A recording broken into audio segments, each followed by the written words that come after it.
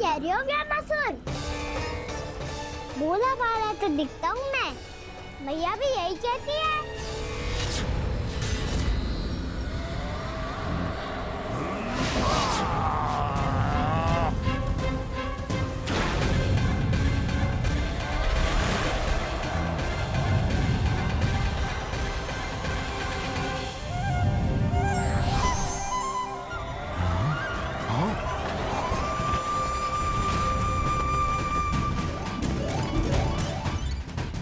आसन को उपहार देने के लिए बहुत बहुत धन्यवाद व्यामासुर। बहुत समय से खड़े खड़े थक गया था मैं।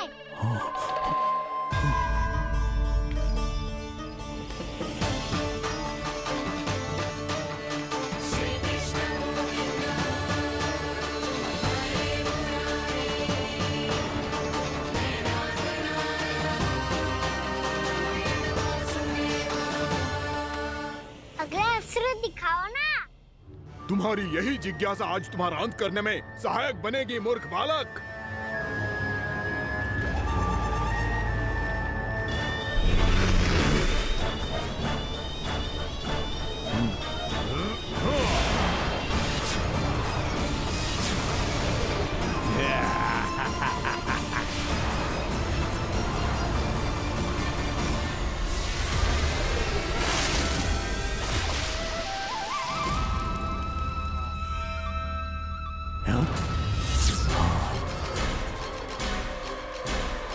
अच्छा, पर प्रक्षालन करना चाहती थे तो पहले क्यों नहीं बताया? मुस्कुराना बंद करो। तुम्हारी ये हंसी मुझे कांटों की तरह चुभ रही है। पर मैया तो कहती है कि मेरी मुस्कुराहट फूलों की तरह है।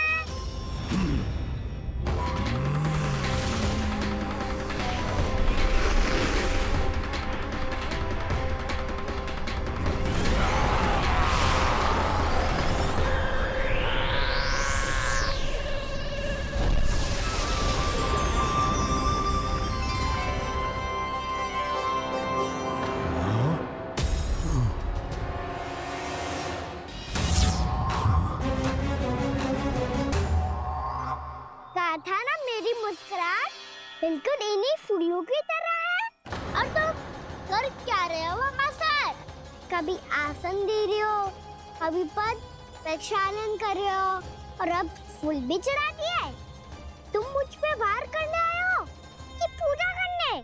तुम्हारी पूजा तो मैं अब ऐसी करूंगा कि तुम मृत्यु के बाद भी मुझे भूल नहीं पाओगे बालक।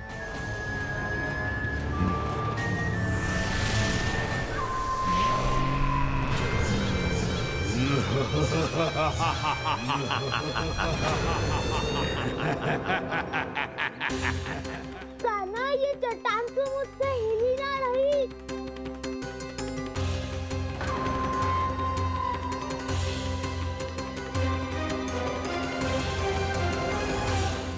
अभी कंदरा के अंदर कुछ क्षणों में ही प्राण वायु समाप्त हो जाएंगे। तुम्हारे सारे सखा एक एक कर अपने प्राण त्याग देंगे और तुम्हारा वध करूंगा मैं।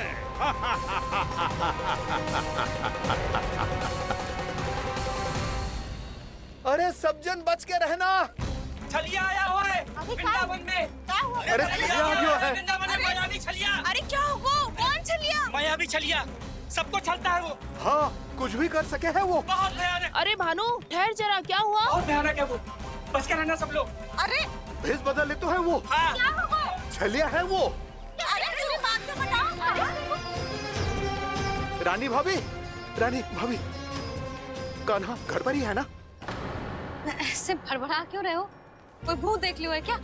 भूत ना भाभी, छलिया से भेंट हो गई। सच्ची का मायावी छलिया है भाभी। क्या उल्टा सीधा बोले जा रहे हो? ठीक से बताओ। अब बोलो भी। वो कान्हा के पीछे पड़ो है वो। मेरे लल्ला के पीछे? हाँ रानी भाभी, हमारे अचेत होने से पहले हमने उसे ये कहते सुना था कि वो वृंदावन आने वाला है कान्हा से मिलने। हे नारायण, मेरे कान्हा की रक्षा करना। जसोदा जी, जी मायावी छलिए से बचना बालकों के बस की बात ना है। जीजी, बालक वन में अकेले हैं।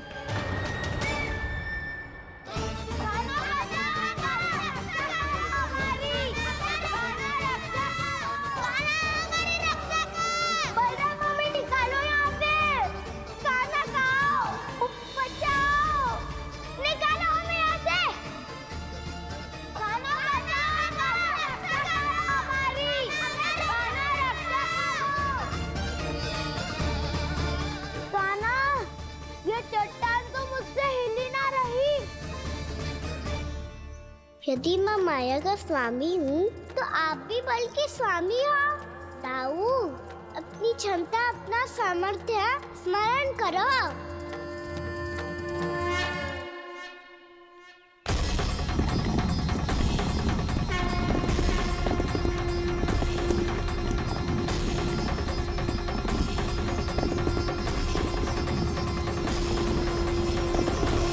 इससे पहले कि वो कंदरा का द्वार खोल के तुम्हारे सखाओं को बाहर निकाले, मैं तुम्हारे प्राण ले लूंगा कृष्ण।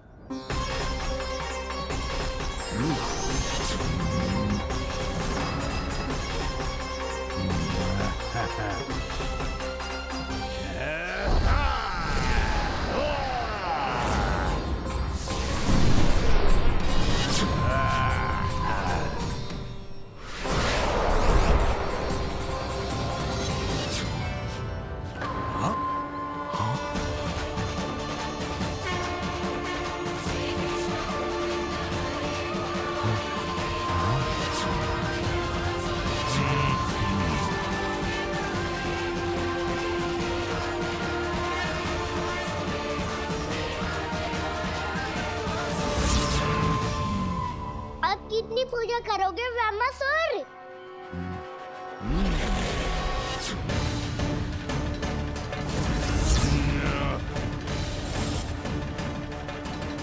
प्रभु तो खेल खिला रहे हैं इससे, और ये खेले जा रहा है विवश होकर, उनकी माया से बाध्य होकर।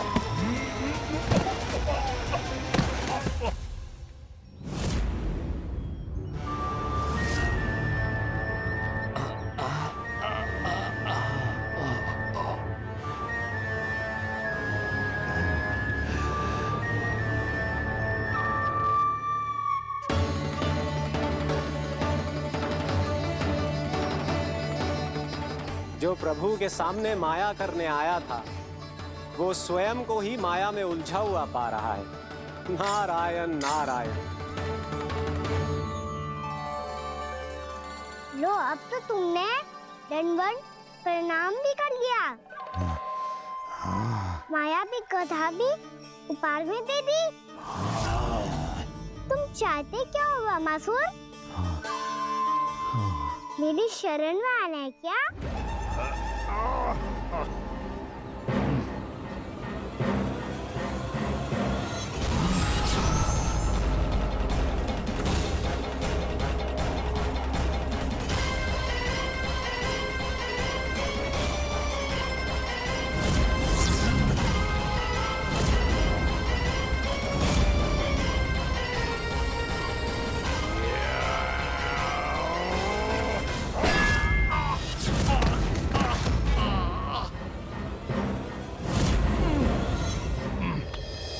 सोच विचार का समय ना है हमारे पास। अपने बालकों की रक्षा के लिए इसी क्षण में निकलना होगा। और वो छलिया किसी का भी रूप धारण कर सकते हो।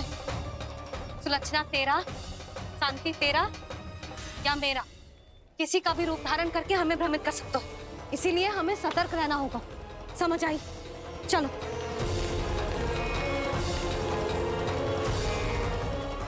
अभी भी समय है रामासुर, समय लाओ। यदि मैया आ गई तो बात गड़बड़ हो जाएगी।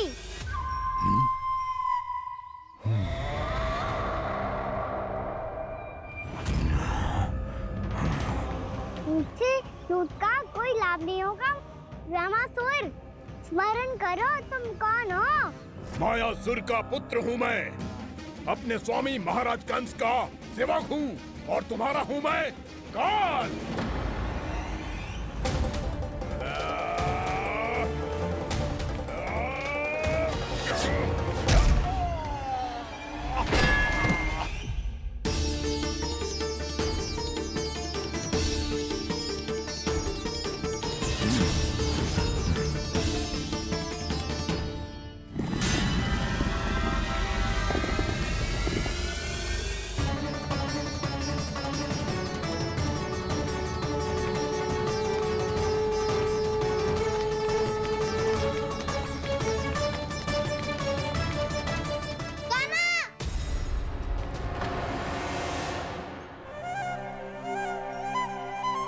बाबा कहते हैं दुष्टों को पहले बातों से समझाना चाहिए, फिर भी ना माने तो अस्त्र ना उठाना दृढ़ता होती है।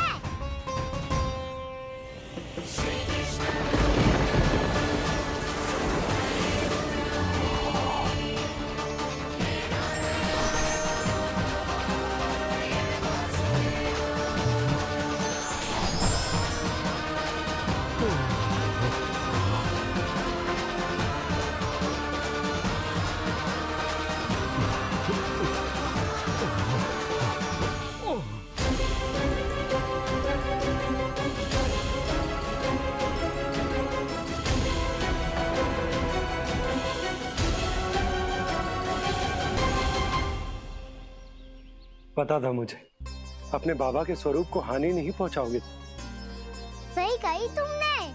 पिता की छवि ही पिता के समान भी आनंदीय होती है। रामासुर, रामासुर। ये मैं अपने वास्तविक रूप में कैसे आ गया?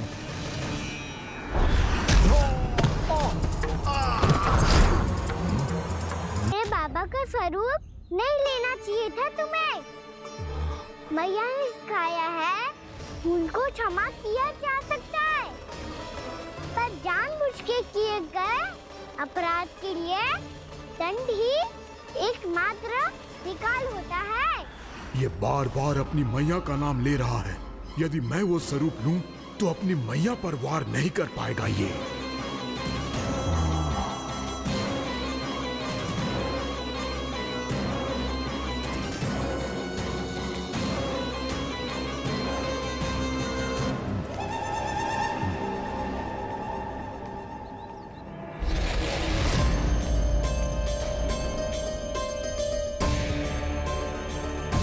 लल्ला, मैं तेरी मैया हूँ, अपनी मैया को मारेगा? बच गया। समझाया था, पर तुमने एक बार फिर से मूर्खता कर ही दी। इस पर तुमने पहले से भी बड़ी और पहले से भी भयंकर भूल किया रामासुर।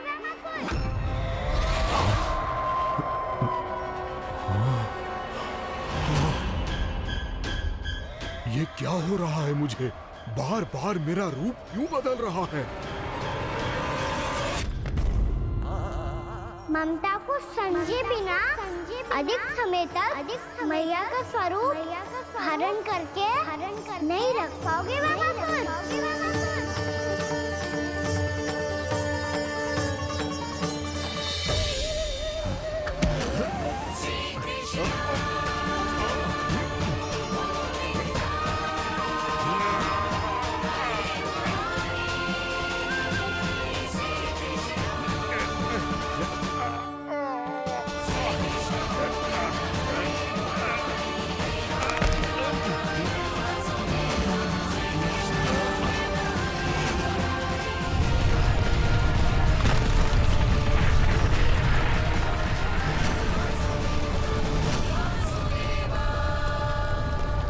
प्रभु के क्रोध से धरती भी कांपने लगी है।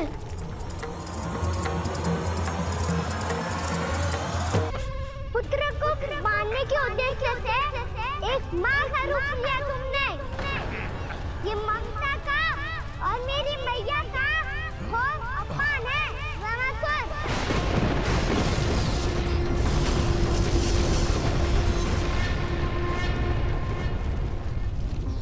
इससे पहले इस असुर के कारण निर्दोष प्राणियों का कोई अहित हो, मुझे कुछ करना होगा।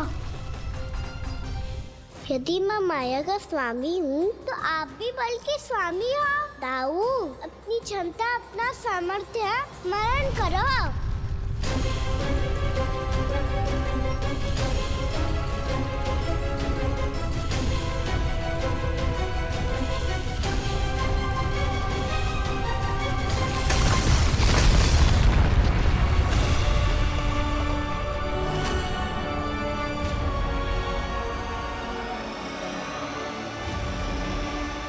अद्भुत बल दाऊ, अद्भुत।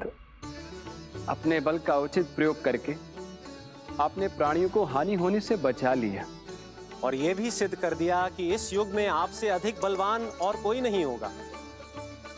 आज से आप बलदेव के नाम से भी जाने जाएंगे। आज से आप बलदेव के नाम से भी जाने जाएंगे। आपके चरणों का ये चिन्ह युगों युगों तक आपके बल की कथा कहता रहेगा। बलराम का चरण चिन्ह।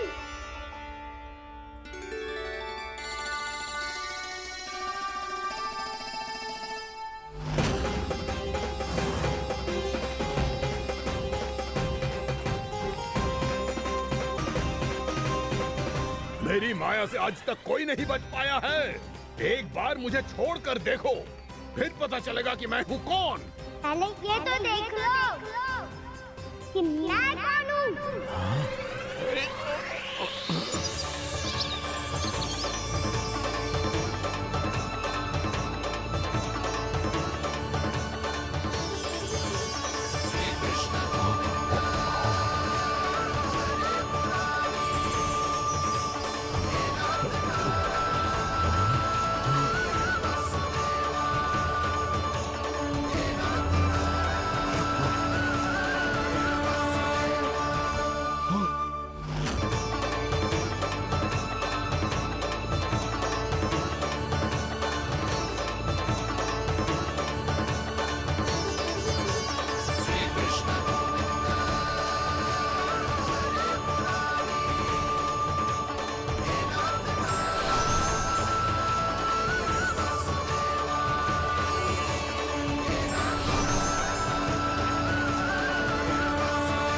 कुछ स्मरण आया वामासुर?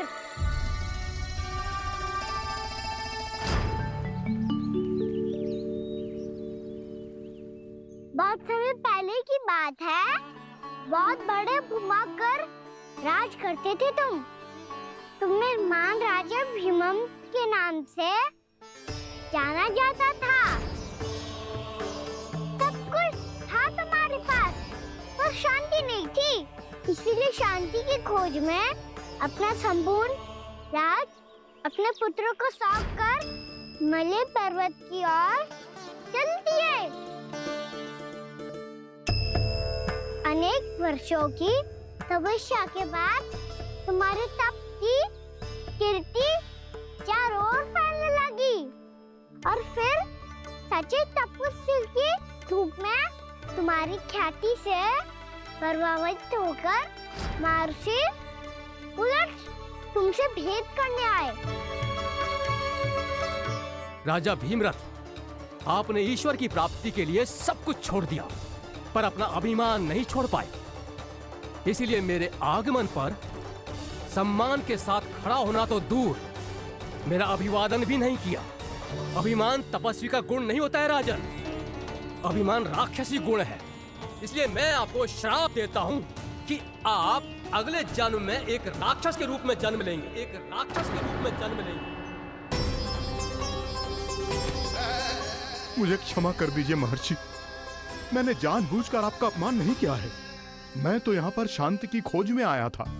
अपने भीतर के संसार में गहरे सोच विचार में डूबा हुआ था मैं। मुझे क्षमा कर दीजिए महर्षि, मुझे क्षमा कर दीजिए। अपनी भूल का आभास प्रायश्चित की ओर पहला पग होता है। मैं अपना श्राप तो वापस नहीं ले सकता, परंतु आपको एक वचन अवश्य दे सकता हूँ। जब भी प्रभु नारायण का अवतार होगा, आपको उचित समय पे वो वरदान देंगे जिसकी आप लंबे समय से प्रतीक्षा कर रहे हैं।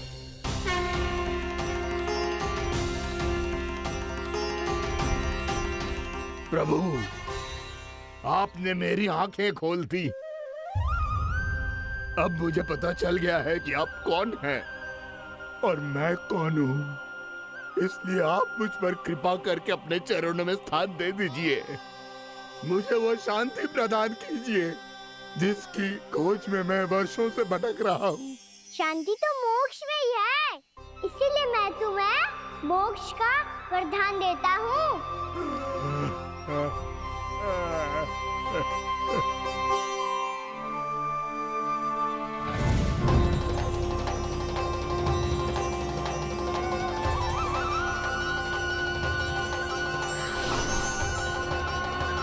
प्रभु की ये लीला सदैव स्मरण रखी जाएगी। इस स्थान को इनका आशीर्वाद मिलेगा और इस कंदरा को व्योमासुर की कंदरा